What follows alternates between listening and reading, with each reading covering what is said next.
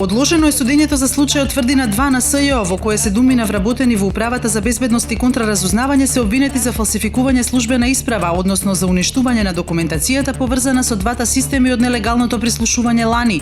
Според адвокатите на одбраната и судиката Лидија Петрова, СЈО немало дозвола од УБК да ги употребува класифицираните докази во судска постапка. Обвинителката Ленче Ристовска изјави дека со ова се доведуваат во прашање и останатите постапки на судот во кои класифицираните докази не биле декласифицирани. Австрискиот министер за надворешни работи Себастијан Курц на прашањето на Нова одговори дека добро го познава извештајот на Европската комисија и во поголем дел се согласува со критиките каде Македонија се означува како заробена држава.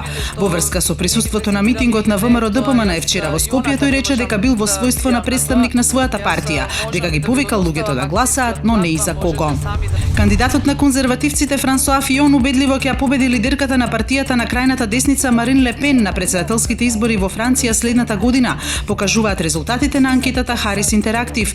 Анкетата е објавена веднаш по победата на Фион на внатрепартиските избори за претседателски кандидат на републиканците. Според анкетата, во вториот круг од изборите, Фион ќе освои 67, додека Ле Пен 33% од гласовите.